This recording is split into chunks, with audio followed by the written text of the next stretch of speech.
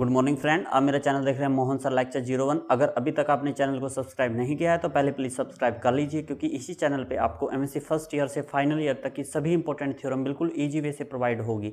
देखिए, आज की इस वीडियो में हम डिस्कस करने वाले हैं जो आइलर इक्वेशन है उसका एग्जाम्पल सेकेंड का बी पार्ट। देखिए बिल्कुल ईजी है, इसको सोल्व कर लेते हैं बिल्कुल ईजी वे से। देखिए क्या है इसमें, क्या है on what curve the functional, आपको ये फंक्शनल गिवन है। यहाँ पे एक बात नोट करनी है, अगर लिमिट आपकी 0 to π/2 है तो आप यहाँ पे एक्सिलरिटी इक्वेशन का यूज करेंगे। देखिए बिल्कुल इजी है, वो मेथड मैं आपको समझा ही दूंगा, बिल्कुल इजी है।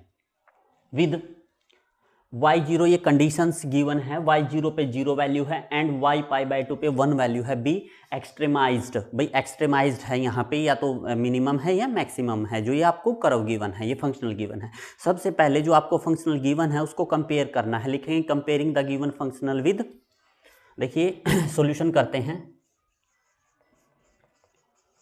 कंपेयरिंग द अबव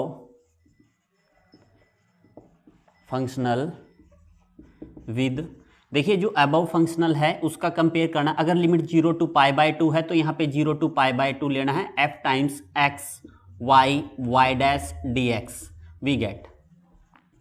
आप एक बात नोट करेंगे, यहाँ से ही पता लग जाएगा क्वेश्चन का। देखिए x y डैश क्या स्टेटमेंट में सारे हैं, x भी है, y डैश भी है, y भी है। अगर ये स्टेटमेंट में सारे के सारे हैं तो याद रखना आइलर की फर्स्ट फॉर्म लगानी है, आइलर इक्वेशन की फर्स्ट फॉर्म, वो मैं बताऊंगा आपको।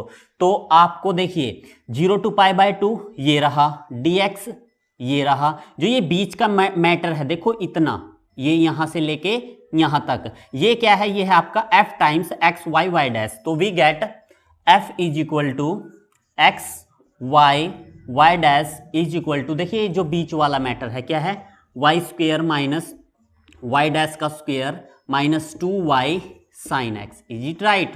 तो लिखेंगे बाय आइलर इक्वेशन,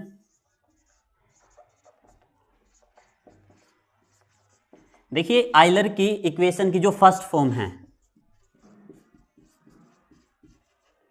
जो फर्स्ट फॉर्म क्यों है, क्योंकि जो आपको फंक्शनल गिवन है उसमें x भी है, y भी है एंड y डैश भी है। फर्स्ट फॉर्म क्या होती है इसकी, करली by curly f by curly y minus d by d x curly f over curly y dash is equal to 0। देखिए जो आइलर की जो इक्वेशन इसकी फर्स्ट फॉर्म में क्या किस किस चीज की रिक्वायरमेंट है। एक बार तो आपको देखिए फंक्शनल गिवन है, इसका y के रिस्पेक्ट में पार्शियली डेरिवेशन कर दीजिए, फिर इस फंक्शनल का y डैश के रिस्पेक्ट में पार्शियली डेरिवेशन करके कंप्लीट डेरिवेशन कर दीजिए, x के रिस्पेक्ट में वैल्यू पुट अप कर दीजिए, बाउंड्री की जो कंडीशंस हैं वो सेटिस्फाई करा दीजिए, तो आपका फाइनल आंसर आ जाता है। दूसरी बात, जब आपकी लिमिट 0 to π/2 है तो एक्सिलरी इक्वेशन से सोल्व होती है, तो थोड़ा सा वर्क बढ़ जाता है यहाँ पे, तो थोड़ा लेंथी सम हो जाता है। देखो कैसे करते हैं। फर्स्ट ऑफ ऑल हम करली f और करली y निकालते हैं। Curly f over curly y is equal to curly by curly y, f की वैल्यू रख दीजिए। देखिए f की वैल्यू ये है पूरी, क्या है, y square minus y dash का square minus 2y sine x। Is it right? इसका जब आप y के रिस्पेक्ट में पार्शियली डेरिवेशन करेंगे तो आप एक बात समझ जाइएगा, y डैश को आप कांस्टेंट लेंगे। इस सिचुएशन में y डैश या फिर x को कांस्टेंट लेंगे तो y स्क्वायर का क्या हो जाएगा, 2y हो जाएगा, माइनस टाइम्स देखिए y का y के रिस्पेक्ट में 1 हो जाएगा, 2 sine x as it is. ये आपका यहां से y के रिस्पेक्ट में पार्शियली डेरिवेशन हो गया।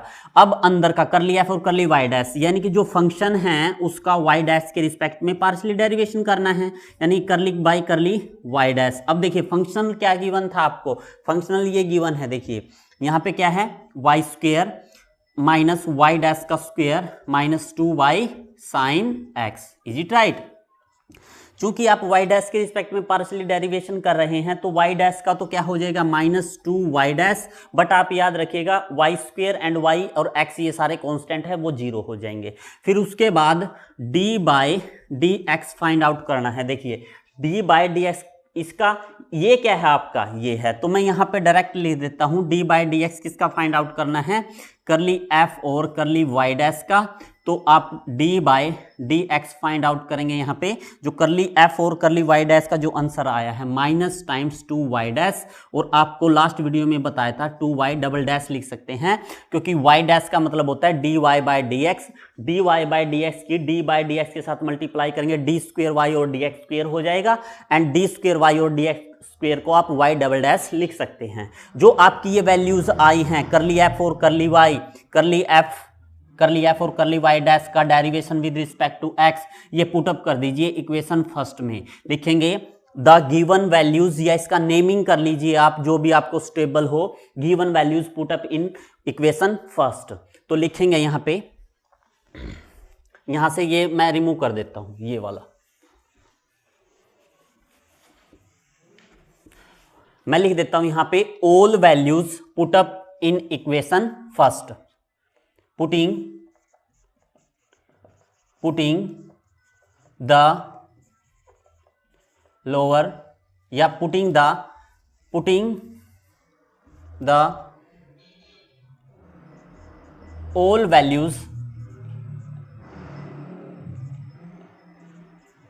इन इक्वेशन फर्स्ट।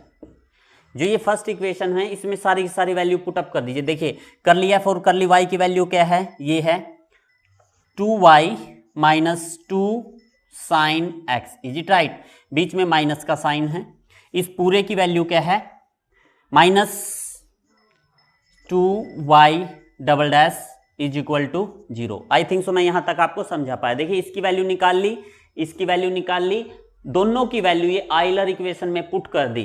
फर्स्ट फॉर्म इसलिए यूज हुई है, ये तो आपको पता होना चाहिए क्यों यूज हुई है, क्योंकि इसमें x y and y dash सारे के सारे जो है मिल गए थे, जो फंक्शनल आपको गिवन है, इसलिए फर्स्ट फॉर्म।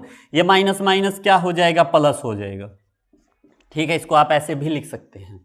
अब देखिए 2 यहां भी है, यहां भी है, यहां भी है, कॉमन लेके बाहर करिए, ये 0 हो जाएगा राइट साइड जाके, तो यहां पे आपका बच जाएगा, आप इसको थोड़ा आगे पीछे लिख लीजिए, इस टर्म को आप आगे लिख लीजिए y डैश प्लस वाई, ये जो साइन एक्स है ये राइट साइड जाके प्लस का साइन एक्स, ये आपकी एक्सिलरी इक्वेशन है, इसको आप 2 नाम दे दीजिए। अब इस इक्वेशन को सोल्व करना है, देखिए कैसे करेंगे, बिल्कुल ईजी है।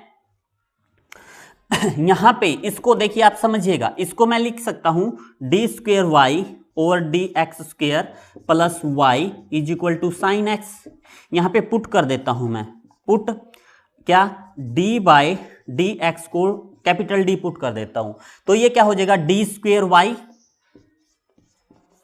Plus y is equal to sine x हो जाएगा। अब यहां वाई दोनों है, कॉमन ले लीजिए, d square plus 1 into y is equal to sine x.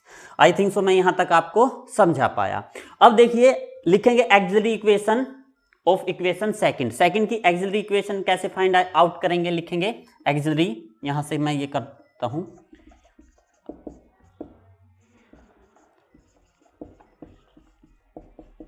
Second की एक्सिलरी इक्वेशन कैसे होगी, जो ये आपका डी स्क्वेयर प्लस 1 है,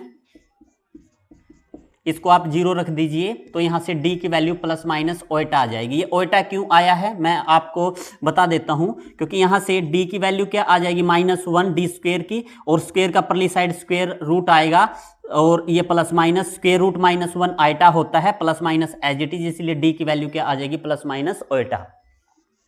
अगर d की वैल्यू प्लस माइनस ओएटा आ जाए तो आपका CF क्या होगा, then CF is equal to C1 cos x plus C2 sin x। तो आप PI निकाल लेंगे, जो आपकी इक्वेशन सेकंड है इसका PI निकाल लेंगे, तो लिखेंगे PI ऑफ इक्वेशन सेकंड। देखिए PI कैसे निकालना है आपने, जो ये D है डी स्क्वेयर प्लस 1, इसको डिनोमिनेटर में ले जाइए, इनटू में क्या करिए, जो ये आपका साइन एक्स है ना, ये आप इसको सोल्व करिए। देखिए इसको कैसे सोल्व करेंगे, ये ऊपर जाके क्या हो जाएगा, d square plus 1 minus into sine x. जब आप इसको सोल्व करेंगे ना, तो आप इसका डायरेक्ट रिजल्ट याद करिए, नहीं तो आप जो है वुडन डिफरेंशियल इक्वेशन है जो आप फर्स्ट ईयर का जो मैथ बनता है वो कर लीजिए, वहां से इसका कंप्लीट सॉल्यूशन पता लग जाएगा। अदरवाइज ये बिल्कुल फेमस है कि 1/d² + 1 × sin x किसके इक्वल होता है, ये इक्वल होता है -x/2 cos x के। तो ये रिजल्ट आप डायरेक्ट याद रखिएगा। Is it right? जो आपका यहां याद रखिएगा, जो इसके बाद अब क्या निकाल लिया, पीआई निकाल लिया। जब आप जर्नल सॉल्यूशन निकालेंगे किसका, इक्वेशन नंबर 4 का, सॉरी ये सेकंड है, इक्वेशन नंबर सेकंड का, तो मैं ये रिमूव कर देता हूं यहां से। तो लिखेंगे journal solution of equation second. देखिए जर्नल सॉल्यूशन क्या होगा, y = जो आपका CF आया है यहां पे C1 cos x + C2 sin x, और प्लस जो आपका PI आया है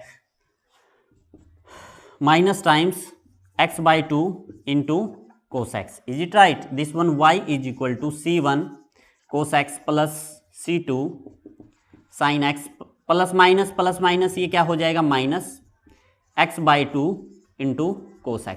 जो आपकी बाउंड्री कंडीशंस थी अब इसमें सेटिस्फाई कराइए। व्हेन y, अब देखिए जी y है ना, ये y अकेला नहीं है, याद रखिए y x है, तो आप यहां पे लिखेंगे y0, यानी कि x की जगह जहां भी x है वहां पे 0 कर दीजिए आप, 0 + C2 sin 0 -0/2 cos 0।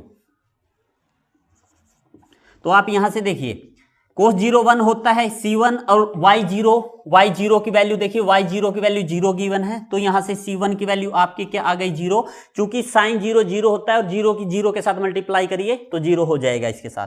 इसी प्रकार आप निकाल लीजिए यहां से y π/2।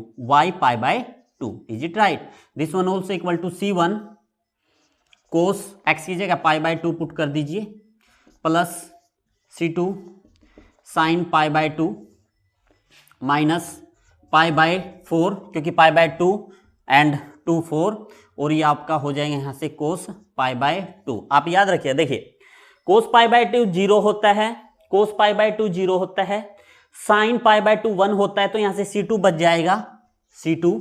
बट y π/2 की वैल्यू क्या है, 1 है, तो यहां से C2 की वैल्यू भी आ गई आपकी, C2 की वैल्यू 1 आ गई।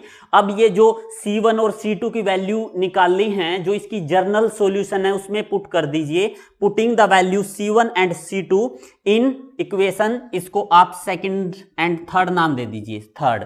तो लिखेंगे putting the value of C1 and C2 in equation third. देखिए C1 की वैल्यू क्या निकाली है, 0, तो यहां पे क्या हो जाएगा आपका 0। C2 की वैल्यू क्या निकाली है, 1, तो यहां पे क्या हो जाएगा आपका 1। ठीक है, बाकी एज इट इज, मैं इसको रिमूव कर देता हूं यहां से।